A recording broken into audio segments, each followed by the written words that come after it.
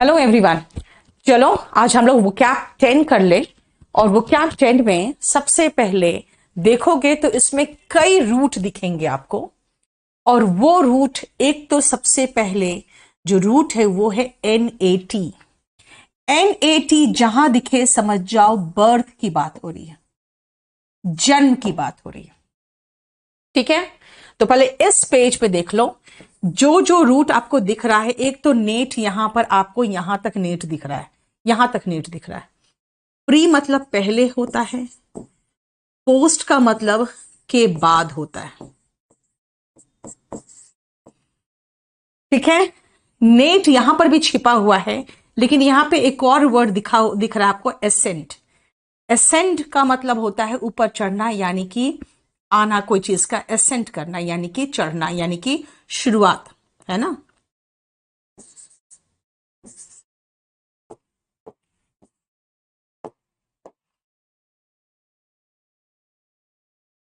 जैसे कोई एसेंट करता है, ये ऐसे आपको उसको चढ़ाव दिखता है। ठीक है, एंड इन सब में आपको NAT या NA दिख रहा है, सब में इसका मतलब है जन्म। अब आते हैं इनमें, इस पेज में ये सातों वर्ड का मीनिंग क्या है देखो। इनेट का मतलब जन्म से। एक बार क्वेश्चन आया था, स्मोकिंग इज हिज इनेट हैबिट। बेटा इनेट हैबिट तो हो ही नहीं सकता। क्यों? क्योंकि जन्म से किसी का स्मोकिंग तो हैबिट हो ही नहीं सकता, इसलिए इनेट गलत हो जाएगा। ये होता है जन्म से। ठीक है, जैसे कि स्नेक वगैरह के इनेट हैबिट होता है बाइट करना, वो कह सकते हो। इनेट का मतलब होता है जन्म से। Prenatal sex determination is a crime. Her hospital के बाहर लिखा रहता है prenatal sex determination is a crime, यानी जन्म पूर्व लिंग निर्धारण अपराध है ना। तो प्री का मतलब पहले और नेटल मतलब जन्म। प्री नेटल का मतलब जन्म से पूर्व।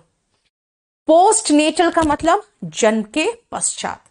पोस्ट नेटल होता है जन्म के बाद, यानी जन्म के पश्चात। जैसे देखते हो post natal care of mother and child, ये इक्वली इंपॉर्टेंट है ना। पोस्ट नेटल केयर बहुत जरूरी है, माँ और बच्चे दोनों का।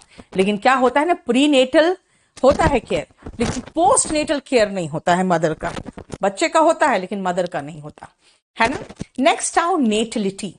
हमें बर्थ रेट पता है, लेकिन बेटा नेट यहां पर भी तो बर्थ है, देखो ना, यहां पर भी तो एक वर्ड है, यानी जन्म से रिलेटेड, जन्म यानी बर्थ। तो नेटिलिटी क्या होगा? Birth rate. ठीक है ना। और अगर नेटिलिटी का एंटोनिम देखोगे तब होता है मोर्टालिटी, डेथ रेट। ठीक है, नेटिलिटी का एंटोनिम होता है मोर्टालिटी। क्लियर। नेक्स्ट आओ नेसेंट। भाई अभी इस कंपनी को आप इतना बोझ लगा रहे हो, इतना टैक्स लगा रहे हो, अभी तो ये नेसेंट स्टेज पे, मतलब अभी तो जन्मा है और ऊपर जा ही रहा है, यानी शुरुआती समय है, अभी पैदा होके बस ये बढ़ ही रहा है। जैसे नेसेंट स्टेज पर अगर आप किसी पौधे को निकाल के कहीं और लगाते हो तो बहुत आराम से वो वहां पर भी खिलने लगता है। क्यों? क्योंकि नेसेंट स्टेज का मतलब होता है शुरुआती समय। ठीक है, नेक्स्ट है 6 में रेनेसा। री का मतलब होता है क्या? फिर से। री का मतलब फिर से, देखो। और यहां पर आपको ने वर्ड दिख रहा है, यानी कि वही हुआ, जन्म हुआ। कोई भी चीज का पुनः जन्म, यानी कि फिर से उसको एक शुरुआत करके आगे बढ़ाने की क्रिया होती है, जो वो रेनेसेंस के अंतर्गत होता है। तो री और ने दोनों है वहां पे। री मतलब फिर से, यानी पुनः। ठीक है, पुनः। और ये नेट यहां पे बता रहा है कि जन्म है, रीबर्थ या न्यू ग्रोथ ऑफ एक्टिविटी और इंटरेस्ट। और अगर आप कहोगे मैं यहां का नेटिव सिटीजन हूं, इसका मतलब क्या है? इसका मतलब है आप वहां के नेटिव सिटीजन हो, यानी कि वहां के आप मूल निवासी हो। ठीक है ना, मूल निवासी का मतलब होता है जब आप वहीं पर पैदा हुए हो। इसका मतलब नेट का मतलब जन्म हो गया ना, नेट का मतलब जन्म है, यानी वहीं पर पैदा हुए। देखो, क्लियर। नेक्स्ट आओ, आप यहां पे ओरिजिन वर्ड देखोगे, जिसका मतलब होता है वहीं पर उत्पत्ति की बात होती है। ठीक है, यहां पे आपको नेटिविज्म तक, आपको ये जो ओरिजिन है, बर्थ है, उससे रिलेटेड बातें हो रही है।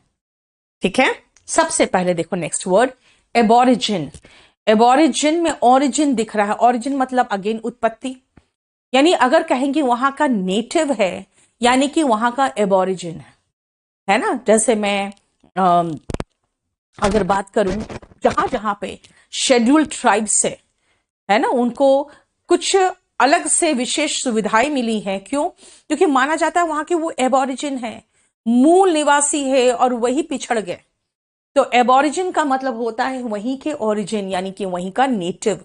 एबोरिजिन और नेटिव दोनों सिनोनिम हो गया फिर तो। नेटिविज्म, मैंने क्या कहा कि ये लोग यहां के मूल निवासी है, लेकिन एसटी यानी शेड्यूल्ड ट्राइब्स को देखोगे, जो उनको रिजर्वेशन मिलता है, क्यों मिलता है आपको पता है? क्योंकि माना जाता है कि भाई वो वहां के मूल निवासी थे और वहीं पर वो पिछड़ रहे हैं, बाकी बाहर से लोग आके वहां के नौकरियों पर अपना कब्जा कर रहे हैं। तो कुछ ऐसे कानून बनाए जाते हैं जिसके अंतर्गत वहां के जो नेटिव सिटीजन होते हैं, उनको आगे बढ़ाने के लिए उनको कुछ सहूलियत दी जाती है, कुछ रिजर्वेशन दिया जाता है, कुछ और भी हेल्प किया जाता है सरकार के द्वारा। तो नेटिविज्म वही है क्या?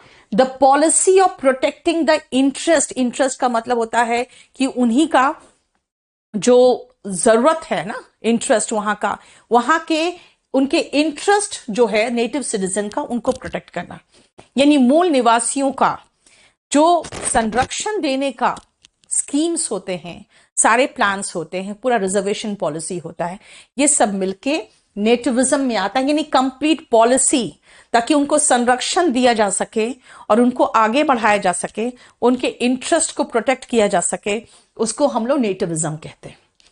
क्लियर? देखो नेट पूरा खत्म हो गया। अब हम चलेंगे एक्सटिंक्ट में और उसके बाद एक्सटेंट। दोनों एक दूसरे का एंटोनिम है। देखो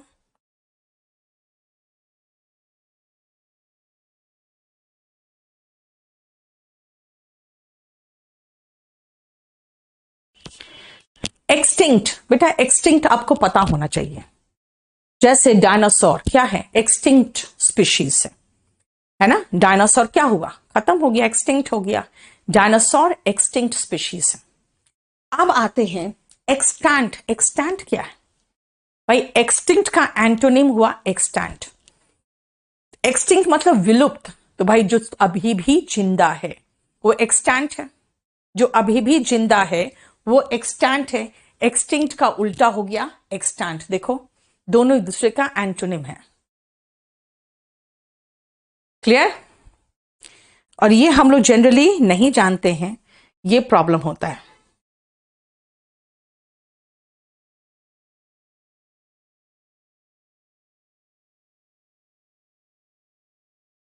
एक्सटिंक्ट तो जानते हैं, एक्सटेंट नहीं जानते हैं। नेक्स्ट और 12 में सॉली, कहीं भी दिखे समझ जाओ सोलो से बना हुआ है। सोलो का मतलब होता है अकेला, और सॉली यहां पर भी है, सेम मतलब अकेला। और इसके बाद ये लोक्वी वर्ड है, याद रखना, इसका मतलब होता है स्पीच, वाद जिसको कहते हो, वार्तालाप की आता है।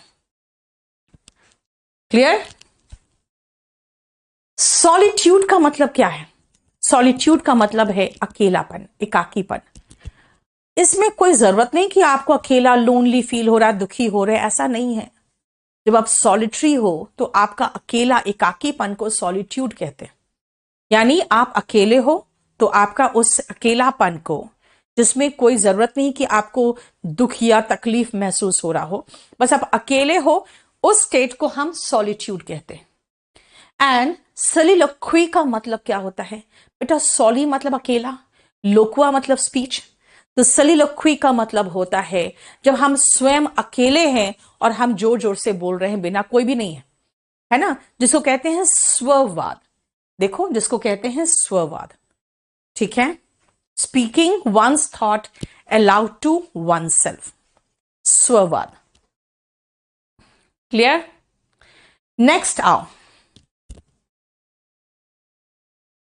ये सब में आपको सॉली वर्ड दिख रहा होगा। लोकुआ जो मैंने बताया था अभी आपको, यहां पे लोकुआ वर्ड दिख रहा है जो मैंने स्पीच कहा था। बाकी सब में सॉली वर्ड दिख रहा है, और जहां जहां आपको सोल दिख रहा है समझ जाओ सब जगह पे कुछ ना कुछ अकेला से रिलेटेड है। सब जगह से कुछ ना कुछ अकेला से रिलेटेड है। ठीक है, नेक्स्ट आओ, डेसोलेट। डेसोलेट का मतलब बेटा अकेला, उदास, दुख में, है ना। मैंने अभी क्या कहा था, सॉलिटरी और सॉलिट्यूड में अकेले तो है लेकिन जरूरी नहीं कि दुखी है। जैसे एक विलियम वर्ड्सवर्थ का पोयम है सॉलिटरी रीपर, उसमें अकेली लड़की जो है वो कटाई कर रही है और गाना गा रही है, यानी अकेली है वो और वो गाना गा रही है अपने खेत में कटाई करते हुए, तो उसी का था पोयम सॉलिटरी रीपर। मैंने क्या कहा, अकेला है लेकिन कोई जरूरी नहीं कि दुखी है। लेकिन जब अकेला भी हो और दुखी भी हो तब कहोगे आई एम फीलिंग डेसोलेटेड, है ना। आई एम फीलिंग डेसोलेटेड का मतलब हो गया कि भाई मैं बहुत दुखी और अकेला महसूस कर रही हूं, यानी अकेला भी है और दुखी भी है। Next is soloist. बेटा सोलोइस्ट वो म्यूजिशियन होते हैं जो सोलो परफॉर्मेंस देते हैं, यानी अकेला परफॉर्मेंस देते हैं। स्टेज में परफॉर्मेंस देंगे लेकिन अकेला देगा तो वो सोलोइस्ट होता है। ठीक है, आइसोलेट, भाई कोविड के बाद तो आइसोलेशन, आइसोलेट, ये सब वर्ड तो सबको पता चल गया है। अलग थलग करना, दूसरे की कंपनी से अलग करना, उसको अकेला कर देना, वर्ब है isolate. Like during Covid I was isolated, मुझे अकेला अलग कर दिया गया, अलग रख दिया गया था। आइसोलेट का मतलब होता है अलग करना, हटा देना। देखो लिखा हुआ है टू पुट समवन और something separate from other people और थिंग्स। ठीक है, और अभी मैंने कहा था विलियम वर्ड्सवर्थ का पोयम था सॉलिटरी रीपर, यानी कि जो अकेली लड़की थी जो कटाई कर रही थी। तो सॉलिटरी बना है सॉलिट्यूड से, सॉलिटरी एडजेक्टिव है, इसका मतलब अकेला। देखो अकेला है, उदास है तो डेसोलेट है, खाली अकेला है तो सॉलिटरी है। क्लियर। अब अभी पीछे मैंने लोकुआ का मीनिंग बोला था, लोकुआ मतलब स्पीच होता है, तो इलोक्वेंट का मतलब क्या हुआ, अच्छा वक्ता, जो बोलने में काफी अच्छा हो। ठीक है ना, जिसको अगर मैं कह सकती हूं उसका सिनोनिम कह सकते हो ओरेटर, नहीं हाँ दिया हुआ है ओरेटर। आर्टिकुलेट, जिस व्यक्ति में अच्छा बोलने की क्षमता है वो has one who has the gift of the गैब। 3 सिनोनिम लिखा हुआ है, articulate, orator and a person with gift of the गैब। तीनों का मतलब है अच्छा वक्ता, इलोक्वेंट। देखो 18 तक कोई प्रॉब्लम बताओ।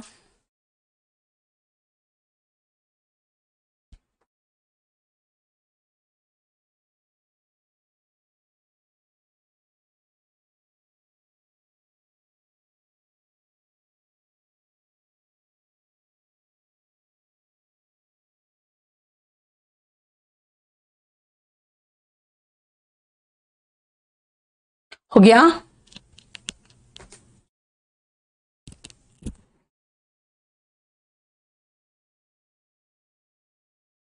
नेक्स्ट आओ, अगेन अब सब में लोकुआ वर्ड दिख रहा है आपको, सारे में लोकुआ वर्ड दिख रहा है। तो लोकुआ मतलब स्पीच तो सब में होगा ही।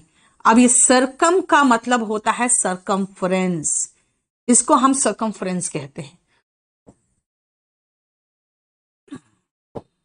यानी कि जब हम घुमा देते हैं ना कोई चीज को, है ना, घुमाना।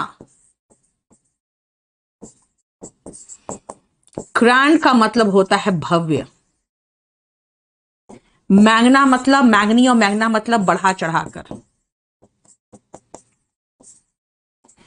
और कोलोक्यूल में को का मतलब होता है जैसे कि साथी। जैसे अगर आप मेरे कलीग है, यानी आप मेरे साथ काम करते हो। को एजुकेशन में लड़का लड़की साथ में पढ़ते हैं तो को मतलब साथ हो जाता है। अब 19 से 23 में आप लोकुआ वर्ड सब जगह देख रहे हो, लोक यानी स्पीच, और उसके साथ देखो, ठीक है,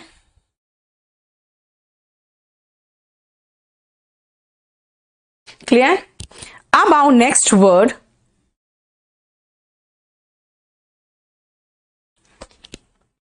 loquacious।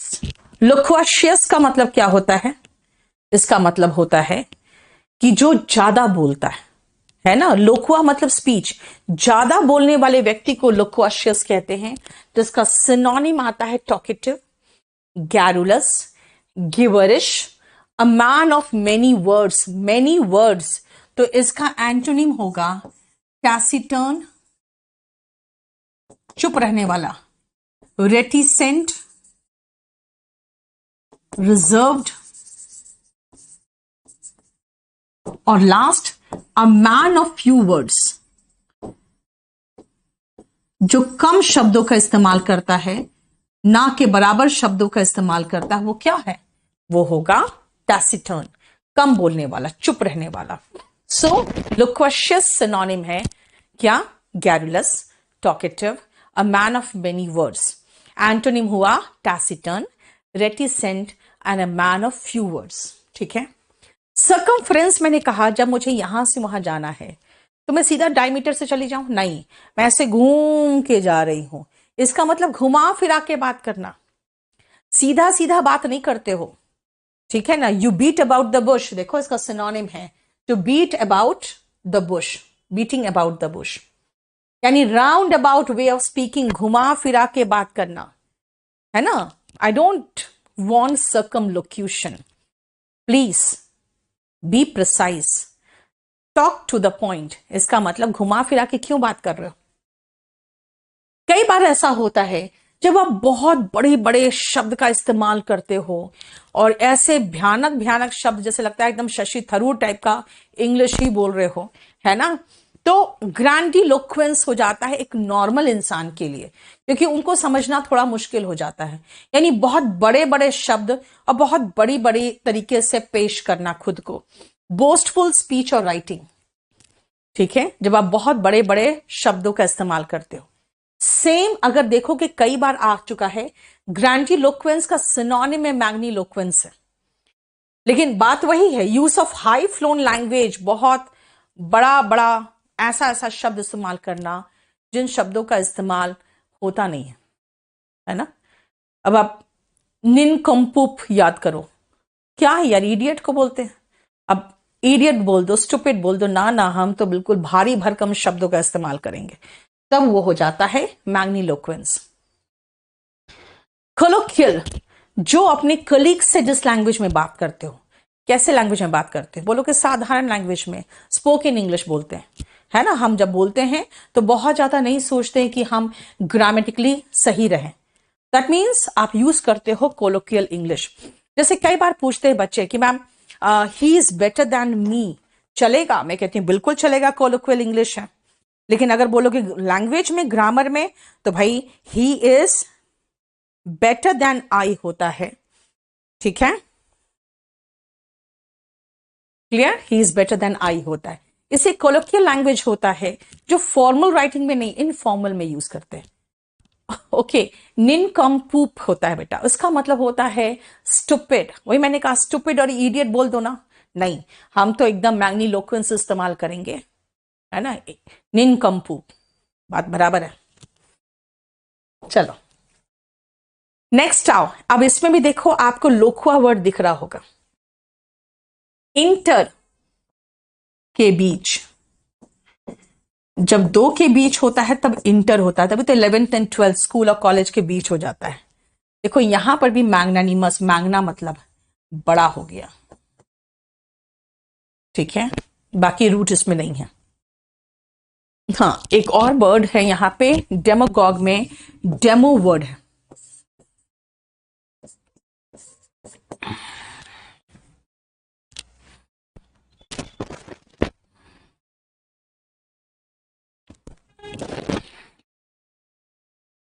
इसमें इस पेज में देखो 24 से लेकर 28 तक।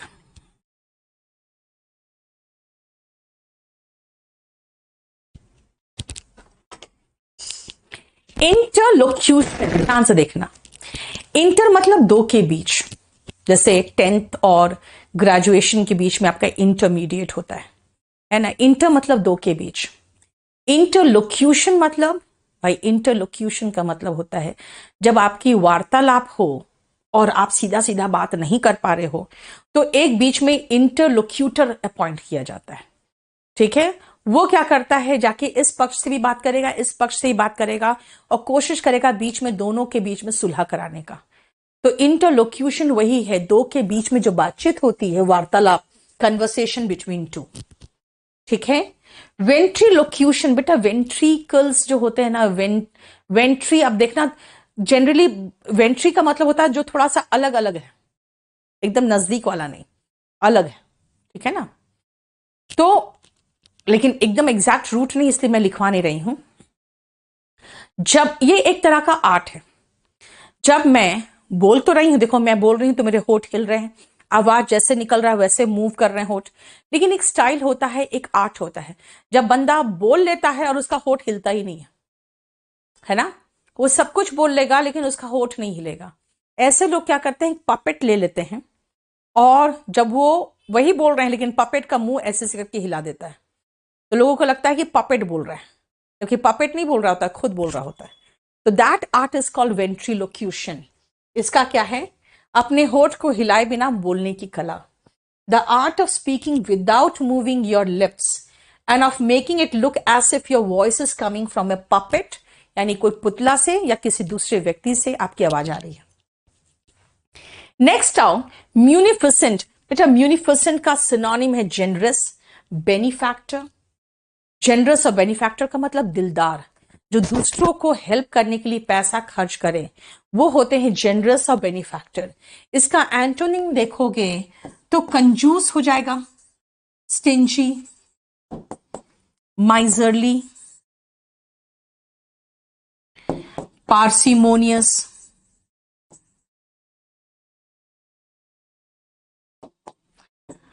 Thrifty, skin flint. ये सब सिनोनिम है जो एंटोनिम है इसका, दिलदार का। आपस में सारे सिनोनिम हैं, सबका मतलब है कंजूस। ठीक है, देखो क्लियर। नेक्स्ट, मैग्नानिमस का मतलब, मैग्ना मतलब बड़ा, बड़ा मतलब बड़ा दिल वाला, इस मैग्नानिमस। सिनोनिम अगेन उसका सेम का सिनोनिम हो गया। बेटा आपका दिल बड़ा होगा तभी ना दान करोगे। तो म्यूनिफिसेंट का सिनोनिम है मैग्नानिमस, म्यूनिफिसेंट का सिनोनिम है जेनरस और बेनिफैक्टर। बेनी का जहां भी दिख जाए समझ जाना अच्छा, गुड, और फैक्टर का मतलब कारक होता है।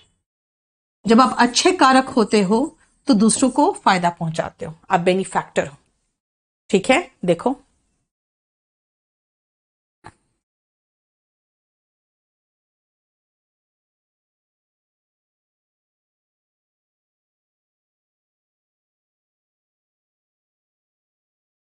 ठीक है। नेक्स्ट आओ डेमोगॉग। बेटा हम यहां पे एक और चीज कह सकते हैं, डेमो का मतलब हो गया लोग, एगॉग जो होते हैं ना, ये मतलब होता है उत्साहित। जो डेमोगॉग होते हैं वो बहुत बड़ी बड़ी बातें कर देते हैं, उत्साह में आके वो बहुत बड़ी बड़ी बातें कर देते हैं, ऐसे ऐसे फॉल्स क्लेम्स और प्रोमिस कर देते हैं जो इमोशनल ज्यादा है रादर देन रियल। ज्यादा इमोशनल है, रियल कम है। मतलब बहुत ज्यादा इमोशनल होके वो ऐसी बड़े बड़ी बातें करते हैं जो कि पूरा करना पॉसिबल नहीं है। तो ऐसे नेता आपके हार्ट को ज्यादा इन्फ्लुएंस करते हैं, माइंड तो काम करता ही नहीं है। माइंड काम करे तो ऐसे नेता को उठा के बाहर फेंक दिया जाए। ठीक है, लेकिन बड़े बड़े वादे करने वाला जो नेता होता है उसको हम लोग कहते हैं डेमागॉग। ठीक है। A political leader who tries to get support by making false claims and promises and using argument based on emotions rather than reason. Reason का मतलब होता है बेटा तर्क। यहां पर रीजन का मतलब कारण नहीं है बल्कि तर्क है, जो रीजनिंग में पढ़ते हो आप। ठीक है। अब आओ हम इडियम्स एंड फ्रेजेस में आगे हैं। 29 से सारे इडियम्स एंड फ्रेजेस हैं।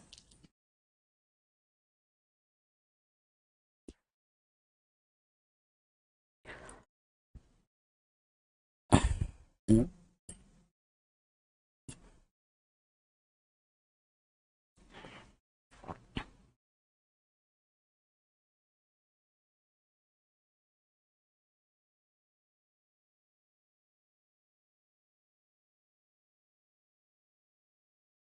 Next, ins and outs. जैसे इंग्लिश में अगर कई बार कहते हैं लोग मैम मैं भी इंग्लिश पढ़ाना चाहता हूं, to teach English, you should know the ins and outs of the language. You should know the ins and outs of your subject if you want to be a teacher. यानी कि अंदर बाहर सब तरफ से, यानी कंप्लीट डिटेल। देखो complete detail, ठीक है? ओके, आप पढ़ाना चाहते हो, उसके पहले you must study body and soul.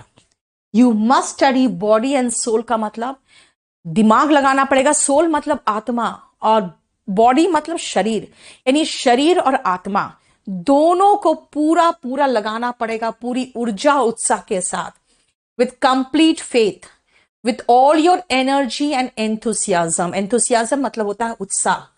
पूरे उत्साह के साथ, पूरे ऊर्जा के साथ आपको पढ़ना पड़ेगा, तब जाके आप एक टीचर बन सकते हो। You must study body and soul. ये बेटा एडवर्ब के रूप में, इसलिए विथ बॉडी एंड सोल मत लिख देना, ठीक है?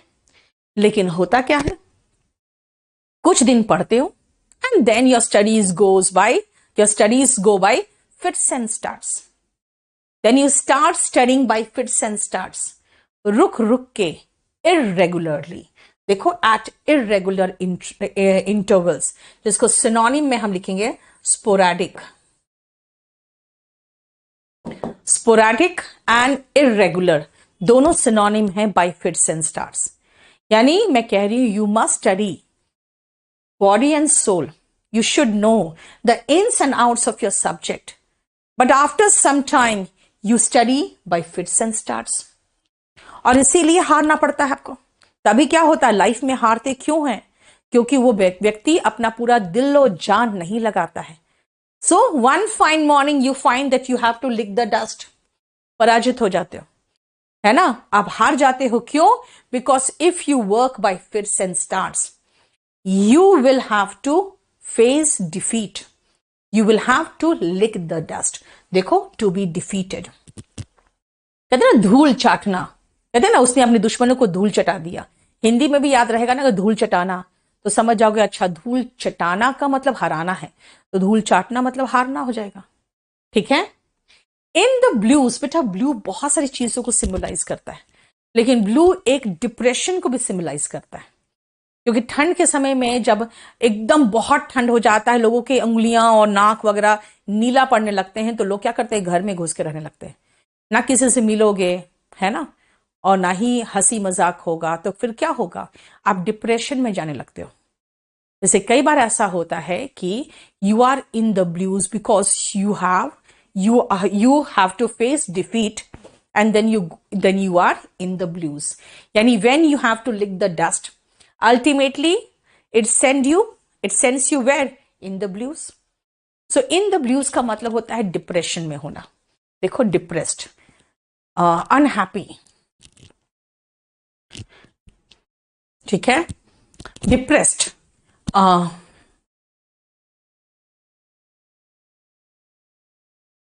morose, gloomy, sad, डिजेक्टेड, ये सब एंटोनिम है, ये सब सिनोनिम है इसका, इन द ब्लूज का।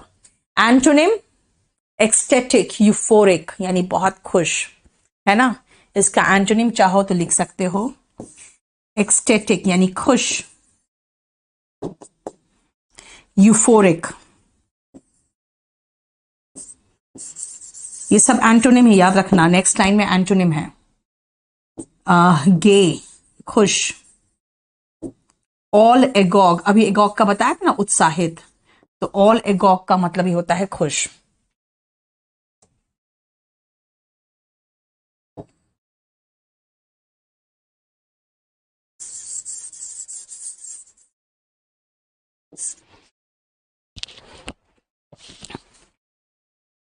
ठीक है।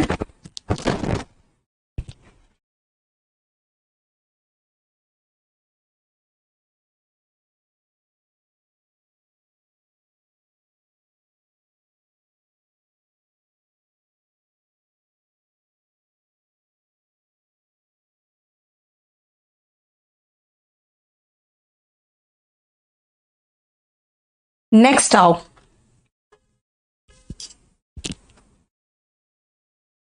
इन doldrums, what is the meaning of in doldrums? Same in the blues, जो मैंने कहा ना कि ठंड के मौसम में ठंडे देशों में लोगों के सारी उंगलियां वगैरह एकदम ब्लू हो जाते हैं, तो लोग क्या करते हैं, घर में ही रहते हैं ठंड से बचने के लिए, किसी से मिलते जुलते नहीं है, तो फिर डिप्रेशन में जाने लगते हैं। तभी तो उनका जो फेस्टिवल है क्रिसमस, देखो कि ठंड के मौसम में आता है, और लोग एक दूसरे से गिफ्ट एक्सचेंज करते हैं उस समय, ताकि लोग खुश हो एक दूसरे के साथ मिलजुल के। यानी आपको क्रिसमस में निकलना तो पड़ेगा ही, बाहर लोगों से मिलना पड़ेगा ही, ये जबरदस्ती निकाला जाता है ताकि आप डिप्रेशन में नहीं जाओ। सेम केस होता है डोलड्रम्स में भी। जो हमारे इक्वेटर है उसके पास इतनी गर्मी होती है कि वहां की जो हवा है वो ट्रॉपिक्स की तरफ मूव कर जाता है। अब जब हवा ही नहीं है, तो पहले जमाने में क्या होता था, शिप को हवा चाहिए तभी तो आगे बढ़ेगी, सेल कैसे करेगा? ठीक है। तो ऐसे कंडीशन में शिप को जब रिक्वायर्ड एयर ही नहीं मिल पाता था, तो कई कई दिनों तक शिप एक ही जगह फंस के रह जाता था, है ना। ऐसे कंडीशन में क्या होता था, इन डोलड्रम्स चले जाते थे लोग, यानी कि इसका मतलब होता है वही अवसाद में, लोग ऐसे में डिप्रेशन में चले जाते थे। इसीलिए इन डोलड्रम्स का मतलब ही हो गया अवसाद में, यानी again same, depressed, morose, gloomy, in the blues, sad, dejected, same synonym हो गया। इन द रेड, ध्यान से देखना, जब आप किसी जानते हो ना, आजकल सारे बैंक्स एक दूसरे से इंटरकनेक्टेड हो गए।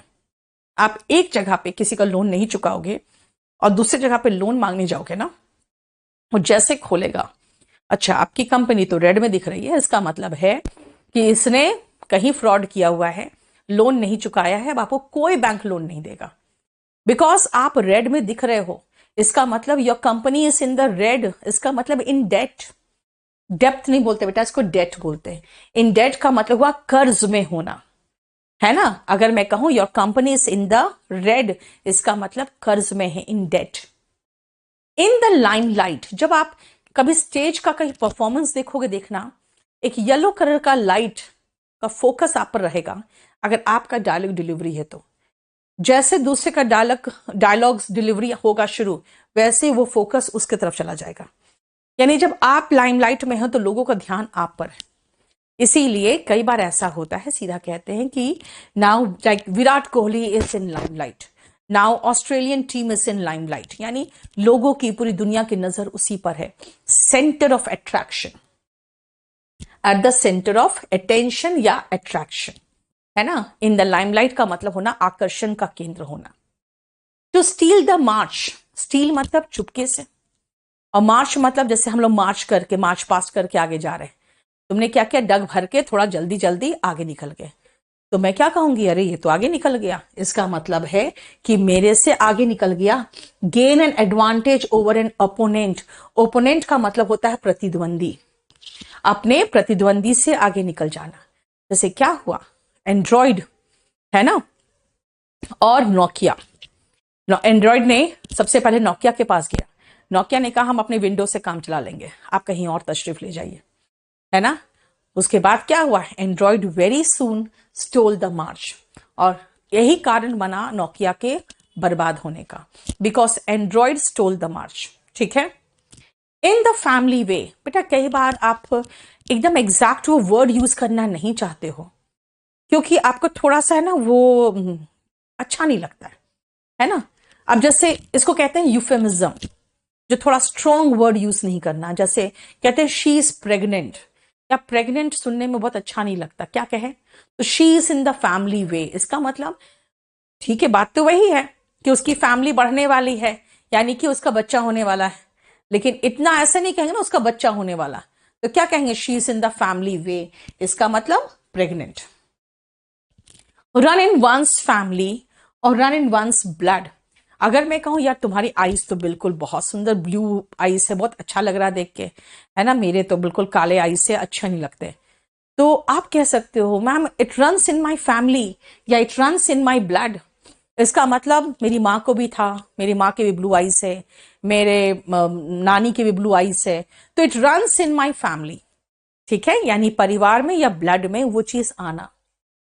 And run in sorry in cold blood, इसका मतलब है निर्ममता पूर्वक, निर्ममता पूर्वक। रूथलेसली का मतलब हुआ क्रूरता से, बिना किसी तरह का रिमोर्स, यानी कि इस दुख के साथ कि भाई ये गलत हुआ, कुछ नहीं, एकदम निर्ममता पूर्वक। फॉर एग्जाम्पल अगर मैं कहूं like Jessica Lal was killed in cold blood, she was murdered in cold blood. उसको उसने सिर्फ मना कर दिया कि ड्रिंक नहीं दूंगी क्योंकि अब 12 बज गए, अब ड्रिंक नहीं दिया जा सकता। बस तुरंत ही मनु शर्मा एंड उसके फ्रेंड्स थे, उसने बंदूक निकाला और गोली मार दिया, सीधा यहीं पर गोली मार दिया, है ना। That means she was killed in gold blood, in cold blood.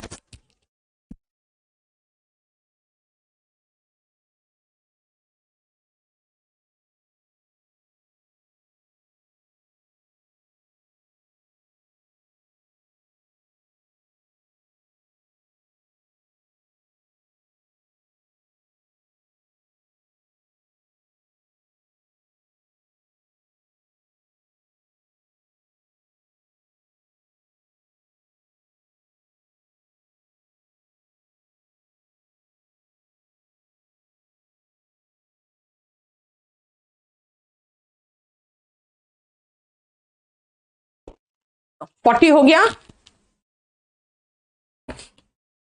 Next आओ, इन अ जिफी। इन अ जिफी मतलब पलक झपकते ही, तुरंत। लाइक कहां गया चोर, कहां गया, इट वैनिश्ड, ही वैनिश्ड इन अ जिफी। अरे भाई यही तो पड़ा हुआ था भी मेरा सामान, कहां गया।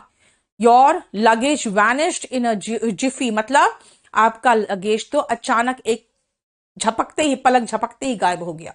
इसका मतलब अचानक, इमीडिएटली, वेरी क्विकली। और इसके साथ एक और ईडियम है इन टू शेक्स, यानी कि जितने देर में एक बकरी या मेमना अपना पूंछ हिलाता है उतने देर में ही गया, गायब हो गया, कहां गया पता नहीं।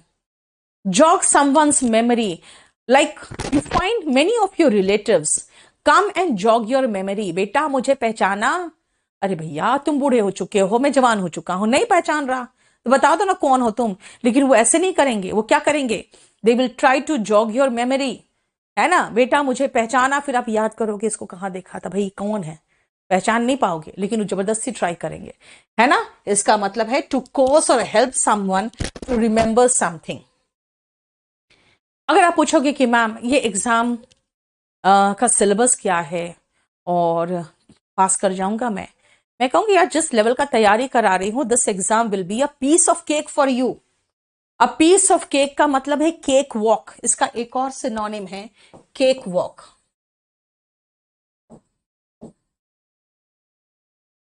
इसका मतलब बहुत आसान, इसको बहुत आराम से कर लोगे। पीस ऑफ केक का मतलब है समथिंग इजली डन, यानी केक वॉक। इसका एंटोनिम देखोगे तो इसका एंटोनिम है हर्क्यूलियन टास्क, बहुत मुश्किल काम। हर्क्यूलियन टास्क का मतलब होता है बहुत मुश्किल काम। ठीक है, मैंने क्या कहा, this exam will be a piece of cake for you, या फिर this exam will be a cake walk for you.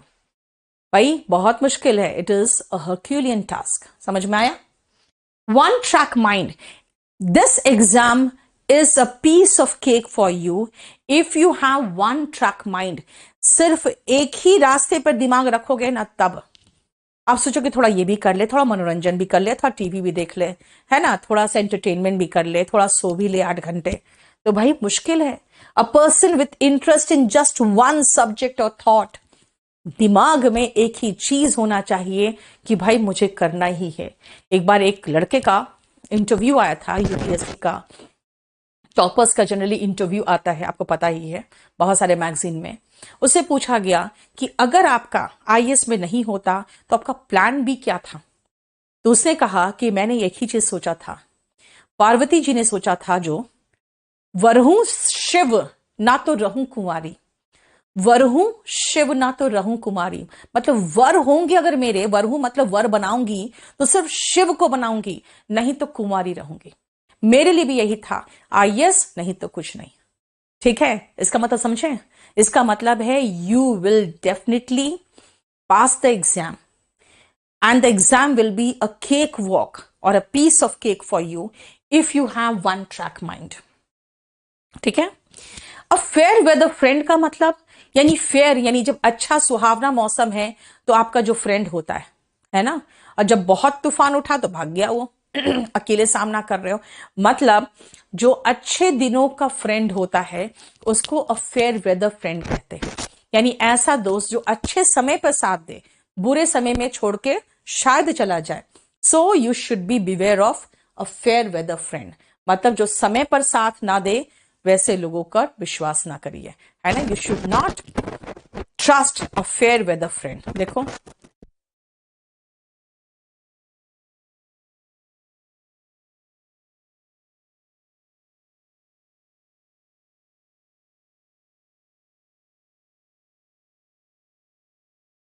ये हमारा कंप्लीट हो गया है वो क्या, 10।